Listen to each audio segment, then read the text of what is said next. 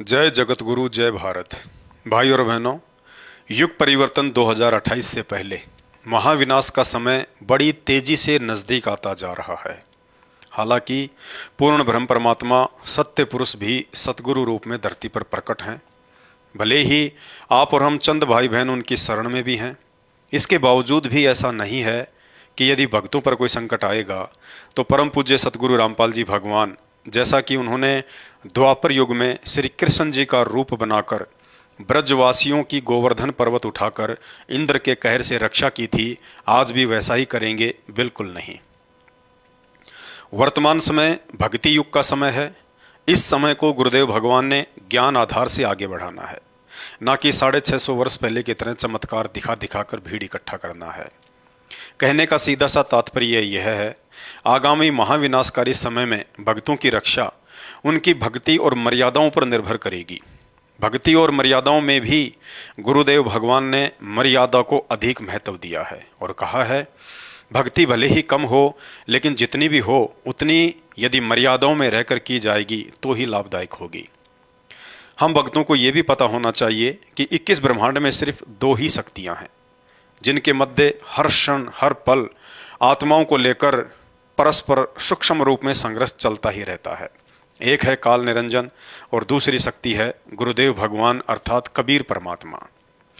गुरुदेव ने बताया कि 21 ब्रह्मांड एक फुटबॉल का मैदान है, 2 खिलाड़ी हैं, काल और दयाल। बाकी जितने भी आत्माएं हैं फुटबॉल की भांति हैं। यदि मर्यादा तोड़कर काल के पैर तले आ गए तो 84 लाख योनियों में डालकर फाउल कर डालेगा, और मर्यादाओं में रहकर दयाल के पैर तले रहे तो एक ही झटके में गोल करके सतलोक पहुंचा देगा। भाई और बहनों, गोल करने के लिए जितनी कोशिश गुरुदेव भगवान करेंगे उससे कहीं ज़्यादा कोशिश छल बल करके यह काल निरंजन भी हमें फाउल करने की करेगा। फाउल करने का तरीका है मर्यादा तोड़वाना। दोनों ही शक्तियों का आपस में एक एग्रीमेंट है जिसके तहत काल ने कहा था कि हे परमात्मा, आप समर्थ हैं, आप तो एक ही पल में समस्त आत्माओं को सतलोक लेकर जा सकते हो, परंतु ये आत्माएं मेरा भोजन है और आप ही ने मुझे श्राप देकर इन आत्माओं को मेरे हवाले किया है। यदि सभी आत्माएं सतलोक चली गई तो मेरे भोजन का क्या होगा? इसलिए आप इन आत्माओं को अपना ज्ञान देकर और अपना बनाकर ही सतलोक लेकर जाना। जैसे इन आत्माओं को सतलोक से मैं अपने ऊपर आसक्त करके अर्थात अपना बनाकर अपने साथ लेकर आया था। इसलिए आप जबरदस्ती ना करना। जो आपकी भक्ति और ज्ञान को स्वीकार करे और आजीवन मर्यादाओं में रहकर मन कर्म वचन से आपको ही अपना माने, सिर्फ उन्हीं को सतलोक लेकर जाना, बाकी मेरे भोजन के लिए यही छोड़ देना। भाई और बहनों, इस एग्रीमेंट के तहत 21 ब्रह्मांड का स्वामी काल निरंजन हर प्रकार से मर्यादा तोड़वाने की पूरी कोशिश करेगा। साम दाम दंड भेद और घटिया से घटिया नीति भी अपनाएगा। काल को यह भी पता है कि कबीर परमात्मा जब संत रूप में धरती पर जाकर ज्ञान प्रचार करेगा तो उनसे तत्व ज्ञान प्राप्त भक्तों को सांसारिक लोगों के माध्यम से डगमग कर पाना बेहद मुश्किल होगा। इसलिए काल ने वर्तमान बिचली पीढ़ी में एक सूक्ष्म चाल चली कि क्यों ना इन भक्तों को उन्हीं लोगों के माध्यम से मर्यादाहीन करवाया जाए जिन लोगों पर ये लकीर के फकीर बन चुके भगत अंधविश्वास कर बैठे हैं, अर्थात परम पूज्य सतगुरु रामपाल जी भगवान के काल प्रेरित कलयुगी परिवार के सदस्य। और सन 2014 बरवाला कांड के बाद से काल निरंजन को भक्तों की मर्यादा तोड़वाने को लेकर सोच से कहीं ज़्यादा सफलता भी मिलती जा रही है। अर्थात वर्तमान समय 2024 में संत रामपाल जी के देश विदेश में 10% भगत भी पूर्णतया मर्यादाओं में नहीं हैं। सब के सब काल के निशाने पर हैं। आए दिन अकाल मौत मरकर उसकी भेंट चढ़ते जा रहे हैं, क्योंकि काल के मुख्य एजेंट बन चुके संत रामपाल जी के परिवार के सदस्य, जिन पर स्वयं की अज्ञानता के चलते संगत मर्यादा तोड़कर काल की गोद में बैठी हुई है, इन लोगों ने ऐसा कोई भी कुकर्म शेष नहीं छोड़ा है जिन कुकर्मों को छुड़वाने के लिए संत रामपाल जी ने 30 वर्षों से जी जान लगा डाली थी। सबसे पहला कुकर्म गंदी राजनीति। संत रामपाल जी ने अपने 30 वर्षों के भक्ति इतिहास में स्वयं भी राजनीति से दूरी बनाकर रखी और अपने भक्तों को भी दूर ही रहने की सलाह दी। ना ही 30 वर्षों में संत रामपाल जी ने कभी किसी राजनीतिक पार्टी को वोट किया और ना ही सपोर्ट किया, और ना ही अपने भक्तों से किसी भी पार्टी का समर्थन करवाया। परंतु आज उनके जेल जाते ही उनके मर्यादाहीन काल प्रेरित परिवार के द्वारा अपने धार्मिक धंधे अर्थात सतलोक आश्रमों को बचाए रखने के लिए भगत समाज से कभी कांग्रेस सरकार को वोट एंड सपोर्ट करवाया जाता है, तो कभी बीजेपी सरकार के पक्ष में खड़ा कर दिया जाता है। अर्थात काल प्रेरणा से संगत को विश्वास में लेकर गुरु वचन और गुरु मर्यादा तोड़वाकर संगत को धीरे धीरे काल के हवाले किया जा रहा है। दूसरा कुक्रम है आरक्षण का समर्थन।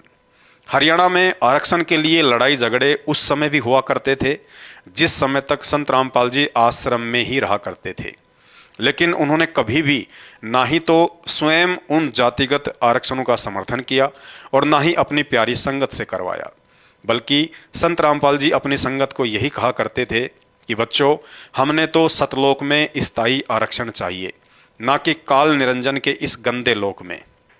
भक्तों को सरकार से नहीं बल्कि अपने कबीर भगवान से मांगना चाहिए। दुनिया के साथ धरने, प्रदर्शन और रैलियों में शामिल होना तो बिरानी आग में जलने के समान है। यदि हम मर्यादा में रहकर भक्ति करेंगे तो हमारी हर आवश्यकता हमारा कबीर भगवान पूरी करेगा। इसलिए हमने जगत की तरह हाय हाय नहीं करना है। लेकिन उनके जेल जाते ही सन 2016 में उनकी शिक्षाओं के विपरीत भोले भगत समाज को हरियाणा के जाट आरक्षण की आंख में झोंक दिया गया।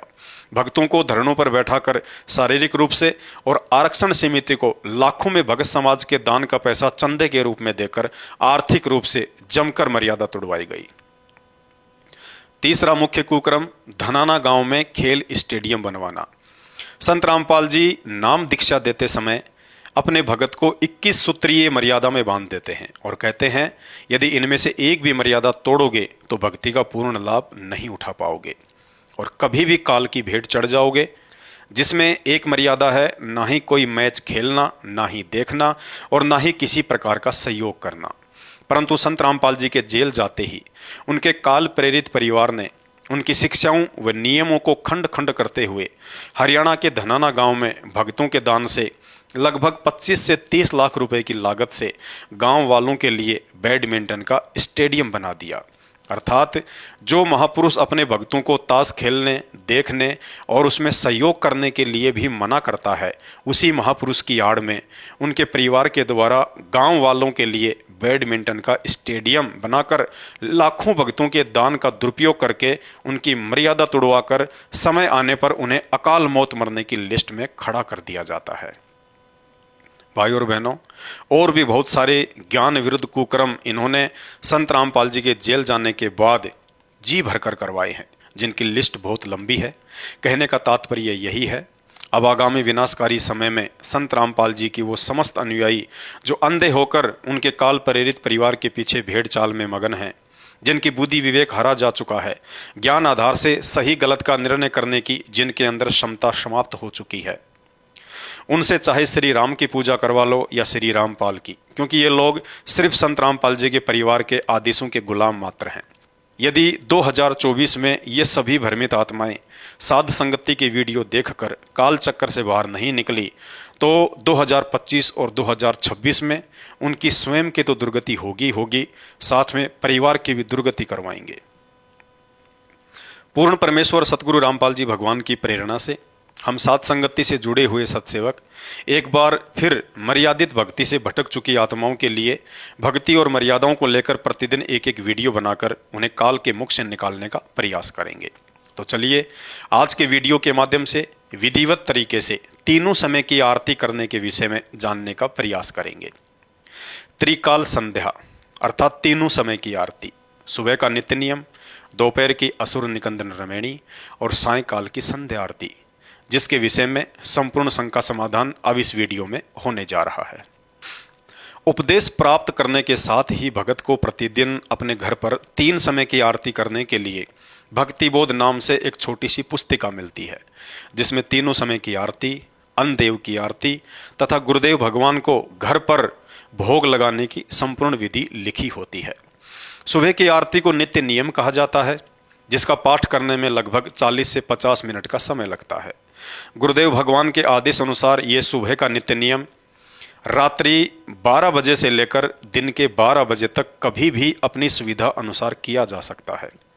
साथ ही गुरुदेव भगवान ने यह भी बताया कि इस नित्य नियम पाठ के करने का उत्तम समय सुबह सूर्य उदय होने से एक आध घंटे पहले का समय है, जिसे ब्रह्म मुहूर्त भी कहा जाता है। यदि किसी कारणवश या काम धंधे के चलते मजबूरीवश भगत भाई बहन इस नित्य नियम पाठ को सुबह 5 बजे के आसपास नहीं कर पाते हैं, तो गुरुदेव भगवान ने बताया कि भगत को चिंतित नहीं होना चाहिए। दिन के 12 बजे तक भी यदि आप इस पाठ को विधिवत कर लेते हैं तो भी भगत को इस पाठ का समान रूप से ही लाभ मिलता है।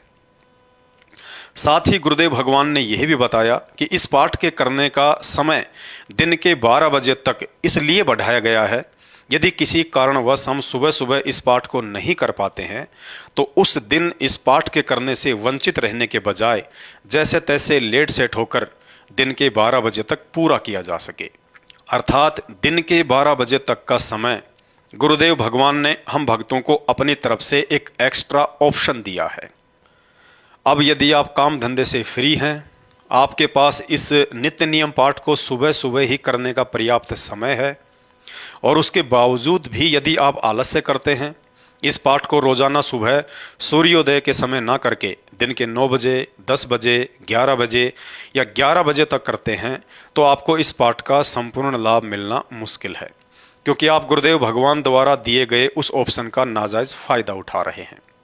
क्योंकि दिन के 12 बजे तक नित्य नियम करने का यह ऑप्शन विशेष परिस्थितियों के लिए है, ना कि रोजाना के लिए।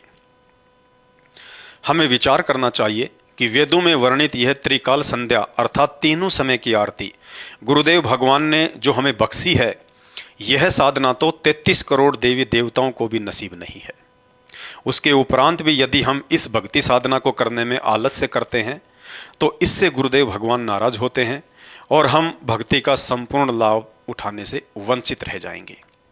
दूसरा विचारणीय विषय यह है कि काल निरंजन तक की आदि अधूरी भक्ति साधना करने वाले साधक भी सुबह सुबह सूर्य उदय होने से पूर्व ही मंदिर, मस्जिद, चर्च व गुरुद्वारों में अपनी अपनी पूजा अर्चना शुरू कर देते हैं, जबकि उनकी साधना शास्त्र विरुद्ध होने से कुछ लाभदायक भी नहीं है। इसलिए हम सभी भगत भाई बहनों ने अपने गुरुदेव भगवान द्वारा बताई गई शास्त्र अनुकूल भक्ति को विशेष तन मन से करने की आवश्यकता है, जिसके करने से चौतरफा लाभ ही लाभ है। इसके बाद दोपहर की आरती करनी होती है। दोपहर की आरती को असुर निकंदन रमणी कहा जाता है। इस पाठ को करने में लगभग 16 से 20 मिनट का समय लगता है। इस पाठ को करने का समय दोपहर के 12 बजे से लेकर रात्रि के 12 बजे तक का रखा है। अर्थात साधक अपनी सुविधा अनुसार दोपहर के 12 बजे से लेकर रात्रि के 12 बजे तक कभी भी ये पाठ कर सकते हैं। परंतु गुरुदेव भगवान ने इस पाठ को करने का उत्तम समय दोपहर के 12 बजे से लेकर दोपहर के 2 बजे तक का ही रखा है।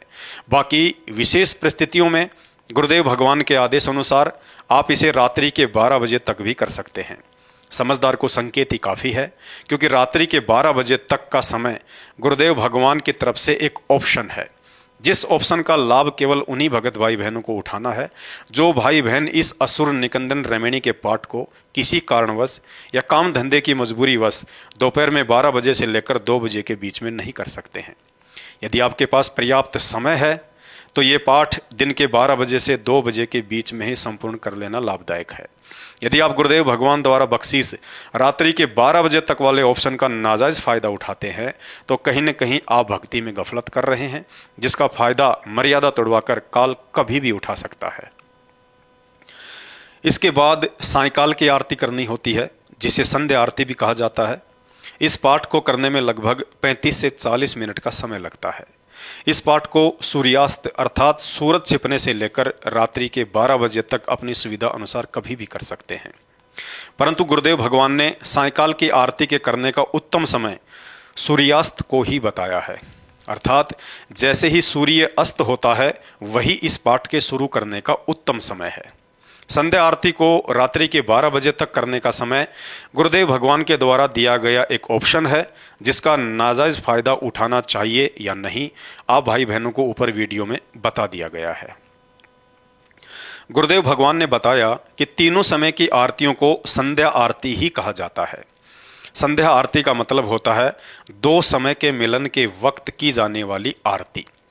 जैसे यदि हम सुबह के नित्य नियम का पाठ सूर्य उदय होने से एक आध घंटा पहले ही शुरू कर देते हैं तो वह समय नित्य नियम का उत्तम समय है, क्योंकि उस वक्त रात्रि का समय समाप्त और सुबह का समय शुरू होता है, अर्थात दो समय का मिलन हो रहा है, जिसे संध्या काल कहा जाता है। इसलिए सुबह के नित्य नियम को भी संध्या आरती ही कहा जाता है।